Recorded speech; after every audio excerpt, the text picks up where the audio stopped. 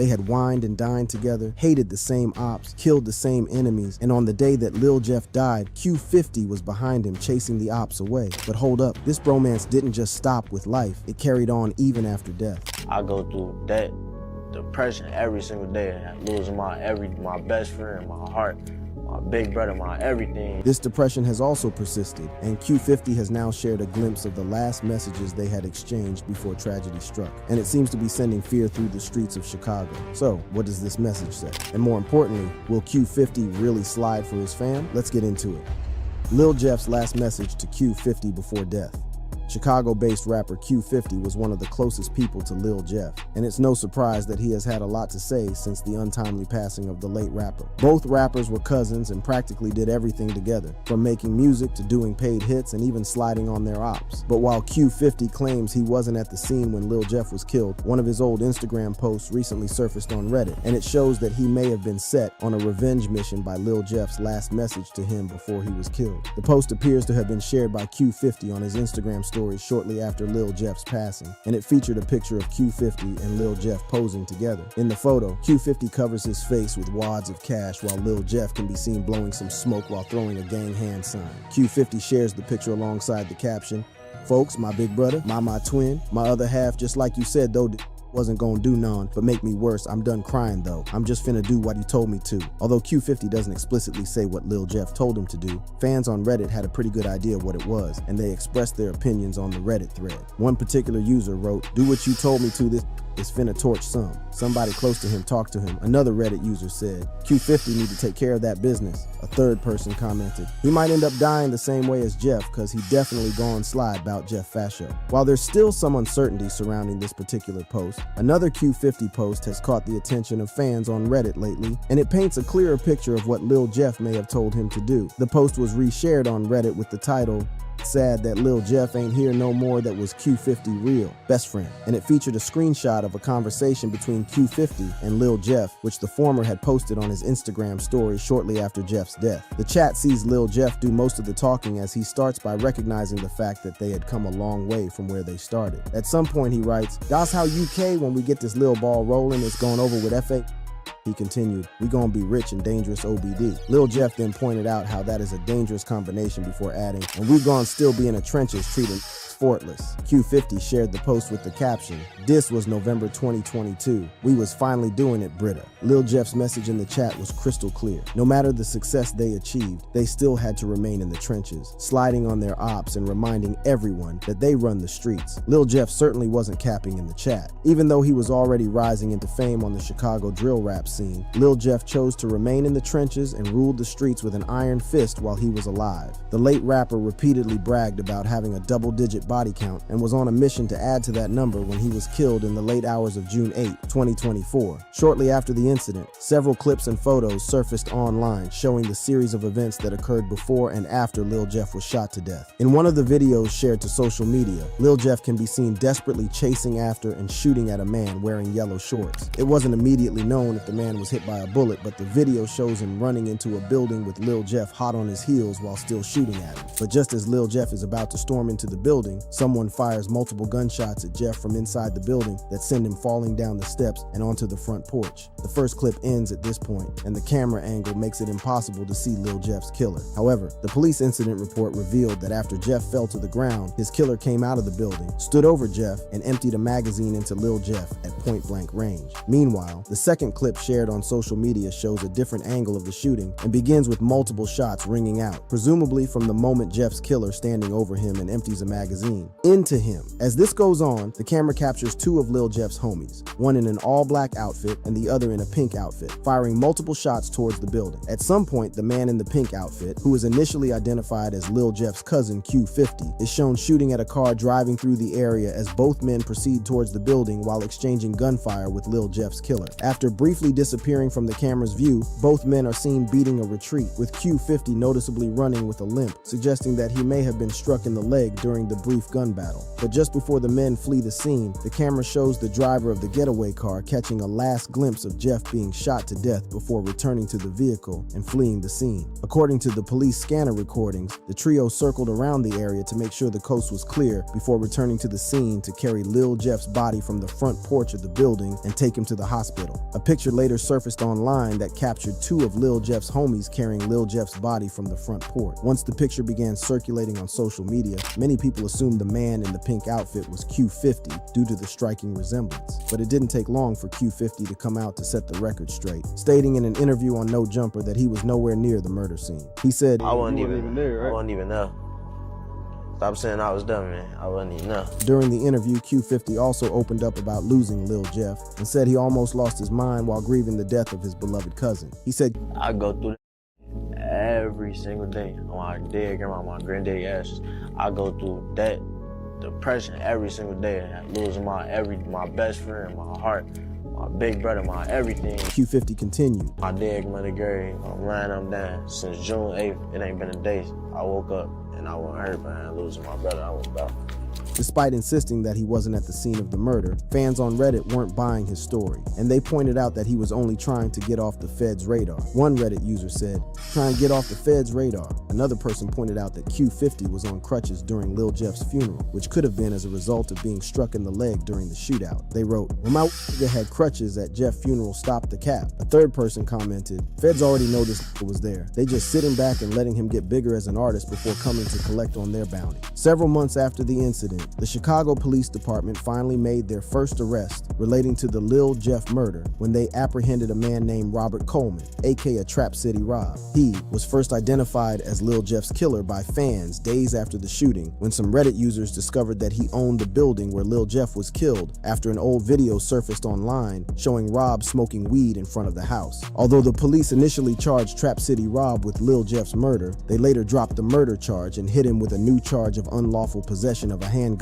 This was because the police couldn't gather sufficient evidence that proved that he was Lil Jeff's killer, even though an eyewitness had placed him at the scene of the murder. While Rob had kept a low profile throughout the months leading up to his arrest, he became a completely different person after he was taken into custody. From denying that he had anything to do with Jeff's murder and calling for peace, Rob began to join other Trap City members in mocking Lil Jeff, and even released a video where he brutally dissed Lil Jeff and other bloodhounds. In the clip, the rapper can be seen in a dimly lit studio, and he goes on a full-on assault on his ops. He raps, "Don't fall, you better not trip. These talking about sliding, I just watched him slip. This is not a game, better get a grip before we put your ass up in the sky just like a blip." Rob's diss track comes months after a video showing several Trap City members, as well as Rob taking to the street to celebrate Lil Jeff's death, surfaced online. In the clip, the group can be seen initially debating whether to go to the front porch where Jeff was killed, and at some point, one person can be heard asking, "Why y'all don't want to go to the porch?" Moments later, the group can be seen heading over to the house, where they proceed to mockingly recreate Lil Jeff's murder. This certainly didn't go down well with Lil Jeff's bloodhound members, and it only escalated the bloody feud that had already claimed several lives over the past few years. But how did this feud really start?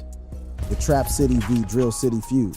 For the past few years, the streets of Chicago have played host to one of the deadliest gang rivalries in recent times in the drill rap scene. The bloody rival has involved two Chicago street gangs, Drill City and Trap City, and it was largely spearheaded by the late rapper Lil Jeff. While many would have believed that Jeff's death would bring an end to the bloodshed, it has only led to more retaliatory attacks with no end in sight. Painfully, most of the victims of this rivalry have been young adults, with this grim statistic validated by Lil Jeff's death at the young age of 21. But before we go into all the details surrounding this years-long gang feud, let's first get acquainted with the two street gangs involved. Drill City is also known as the Bloodhounds, and it is an American teenage street gang that primarily operates in Chicago between 79th Street and Maryland Avenue. Over the years, they have become notorious for their violent robberies, shootings, and then proceeding to brag about these crimes in songs. Due to their controversial nature, the Bloodhounds have very few allies and are known to have very personal beefs with two Chicago street gangs, BKN and Trap City. For this video,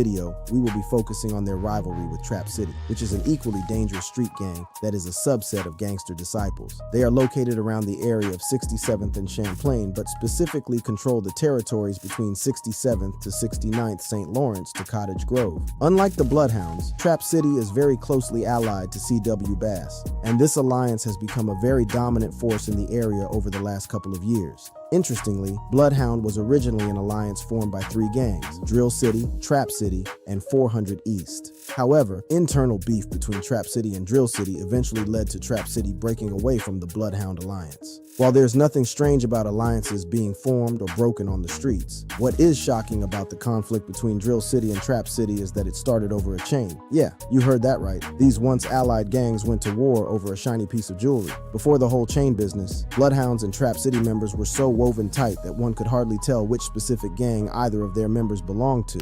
In fact, there are several old pictures online that prove just how smooth things were between both gangs. One of those photos resurfaced on Reddit in September 2024, and it shows Bloodhound Lil Jeff, Bloodhound Q50, and Trap City Taro posing together before the beef started. Similarly, Bloodhound Vert was photographed with Trap City Rob. For a very long time, the story that the feud started over a chain was treated as a rumor, but during a July 2024 interview, Trap City Rob confirmed that this was indeed the case.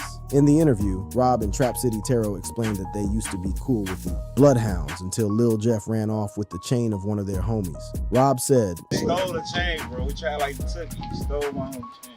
Much to everyone's amazement, Trap City abandoned every option of dialogue and went on to retaliate the theft by killing Lil Jeff's cousin Zier Nelson, aka Z Money, on March 16, 2023. Unbeknownst to them, the 21-year-old was not only Jeff's cousin, but he also shared very close ties with several Bloodhounds, which made them see Nelson's shooting as a direct attack on the group. Nelson's death was even more personal for Lil Jeff, who, in his grief, began to plot his revenge against Trap City for the slaying of his cousin. Shortly after Nelson was killed, Trap City made sure that Lil Jeff would have no change of heart about his plans for revenge when they came for another of Lil Jeff's cousins, Q50. The attack left Q50 with multiple bullet wounds, but he miraculously survived. After making a full recovery from the attack, Q50 and Lil Jeff took to Instagram Live to rap about the shooting and also hint about a possible retaliatory attack. In the video, Q50 starts by rapping, "He shot me in my leg next month, I shot his throat." Lil Jeff then says, "They shot my cousin but ain't kill him for some weeks straight. We was spinning, but the only difference is when she got caught, we killed him." Both Q50 and Lil Jeff were actually referring to the fatal shooting of 19-year-old Jaleel Goins. Goins, who was known as Leal within Trap City circles, was fatally shot while sitting inside a rideshare on June 25, 2023. According to reports, the shooting happened just after 9 p.m. in the 1300 block of West Taylor Street. Goins had just been picked up by a Lyft driver, Robert Smith, when a man walked up to the vehicle and fired multiple shots at him through the backseat window before fleeing the scene on foot. The shooter had barely fired the last shot when the Lyft driver stepped on the accelerator and drove Goins to Rush University Medical Center, where he was pronounced dead. He later opened up about the harrowing ordeal during an interview with the Sun-Times. Smith said, "I tried to save him. I didn't care about traffic lights and speed cameras. I really wanted him to survive. I was praying for him the whole way there. When they took them out of the car, I was praying for the surgeons to do what they could do." The community had hardly come to terms with the death of the teenager, and the police were still struggling to track down the shooter when Lil Jeff casually took to Instagram Live days later to seemingly claim responsibility for killing Goins. In the video, the late rapper can be heard saying, "Go ask my ops that Michael Drake is and get out that car," while pointing a gun at the camera. As if this wasn't enough, Lil Jeff decided to play the spoiler as he extended the disrespect to Trap City Taro while he was mourning the loss of his friend. It all happened when Taro took to Facebook to post a tribute that featured a picture of himself posing alongside Goins. He shared the picture with the caption, "I wish I could get it back." Once Jeff caught wind of the post, he reacted to it by dropping a care emoji, which was pretty insulting coming from someone who had already hinted that he was responsible for the murder. At this point, it was obvious to everyone that Lil Jeff was hell-bent on getting as much pleasure as he could from the pain that Goins' death had brought on Trap City. In the weeks that followed Goins' shooting, Lil Jeff continued to post several videos trolling Trap City and providing further hints that he was being the hit. The late rapper would eventually drop the biggest hint that he was behind Goins' murder when he hopped on Instagram Live to recreate how the fatal shooting went down. In the video, the rapper can be seen creeping up on a white car that is parked at a gas station. When he eventually comes up to the back seat, he momentarily looks through the window as if he is confirming the target. Once he is satisfied that he has the target within sight, he takes some steps back before proceeding to demonstrate like he's shooting at the vehicle while using his hands as a makeshift gun. Despite all the eyebrow-raising videos that Lil Jeff shared during this episode, he was never arrested or even called in for questioning by the police in relation to Goins' murder. Perhaps emboldened by the fact that he had seemingly gotten away with such a brazen act of violence, Lil Jeff and Q50 launched another attack on Trap City nearly 2 months after Goins' fatal fatal shooting. This particular incident involved the shooting of a Trap City member simply known as Glenn. Although there's not much information about the shooting except that Glenn somehow survived being shot 15 times, Q50 would later brag about the incident, claiming that he shot Trap City Glenn 10 times while Lil Jeff chipped in with another 5 bullets. After this attack, things simmered down between both gangs, with Lil Jeff getting caught up in another beef with the BKN gang around late 2023. He also caught a big break with his music career with the release of the hit track Ah in February 2024. However, despite the fame coming from the new music, Lil Jeff still had his mind set on finishing off Trap City Glenn, and on June 8th, 2024, he led 3 of his Bloodhound homies into Trap City territory to track and kill Glenn. According to reports, Glenn was the man in the yellow shorts that Lil Jeff was chasing after right before he met his untimely death. However, while many saw this as a sad ending for a young rapper who was on the verge of breaking out, Q50 took to his Instagram story to correct that sentiment, letting fans know that Lil Jeff had died the way he wanted to. He wrote, "You went how you wanted to on my dead GMA. Love you, gangsta." The post not only showed the depth of the bond shared by Q50 and Lil Jeff as brothers, but also how they had sworn into a life of violence and death, from brothers to killers. Prior to losing his broski, as he calls him, Q50 and Lil Jeff were inseparable. These two were like 2 peas in a pod. They established a relationship and connection that was nothing like any of what was seen in the Bloodhounds. The pair was a perfect match, ready to help out when the other was in need. This was a relationship established in their early beginning, long before either of them became an internet sensation. In a shared photo posted on Reddit, Q50 and Lil Jeff were spotted hanging out on one side of the city. Although there was a third company, the cousins stayed close to each other while showing off their gang signs. Another thing that gave up their closeness was their matching kicks, which were different colors but similar brands. Once fans spotted this image, they raved on about how innocent the boys looked, establishing that they had barely started to rack up bodies at the time. One person wrote, "Regular college kid arc before went left." Another hinted, "Looking like some Disney Chanel kids." A third fan added, "That's wild crazy how fast changes." Indeed, things did spiral out of control, and in the end, the bromance shared by these two brothers was interrupted. But what was their crime? These two, both Q50 and Lil Jeff, didn't just invest in their relationship. As time went on, they decided to release the same burst of energy into carving a niche for themselves on the streets of Chicago. For them, there was no better way to sound and seem tough except by racking up dead bodies and boasting about them. According to Lil Jeff, he killed about 11 people, and when he wasn't proclaiming these killings in songs, he had photos of his neck tattoos in people's faces. It had been inked with 11 teardrops that signified the number of his kills. This established that the story of having killed 11 people was not mere gossip or hearsays. In October 2024, British YouTuber Trap Lore Ross shared his opinion on the murderous lifestyle of both Lil Jeff and Q50. While speaking to DJ Vlad, he talked about how the pair repeatedly bragged about these crimes in their songs. On top of that, the YouTuber explained his shock that they were never arrested based on these claims. He goes, "They're talking so openly about the stuff that happened, it's actually insane.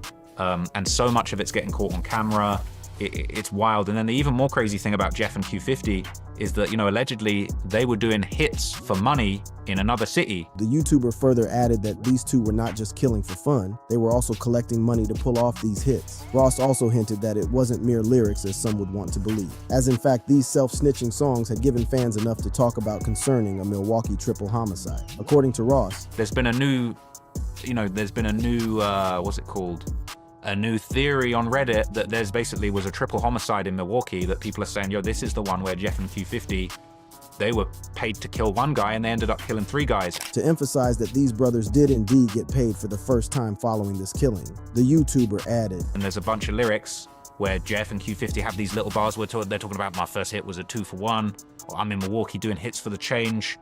My first hit wasn't a regular hit. Without mincing words, Ross highlighted how they did roam freely with no consequences, adding that if Lil Jeff hadn't died untimely, he would have eventually been put behind bars. Speaking of the Milwaukee triple homicide, this occurred on March 27, 2022. The victims were 26-year-old Anthony Thompson, 39-year-old Tyrese McKinney, and 52-year-old Clarence Harris, all shot and killed execution style. These victims met with death right inside an apartment not far from 54th and Mill Road in Milwaukee. According According to a police briefing, the victims were killed in the early hours of the morning, and 2 among them were related. Detective Tim Keller had expressed 2 of the victims were actually siblings. There was a family that lost, a mother that lost 2 sons on that day, and that's incredibly hard. It's one thing to lose one person in your family to violence, unexpected violence. Sadly, due to the time these crimes were carried out, the police had very little detail about them as they had no suspect in sight following their arrival. As such, the police, ever willing to catch the killers, asked the public for help. Keller added, "There's no excuse for what occurred there, none at all. That's why these people are so dangerous.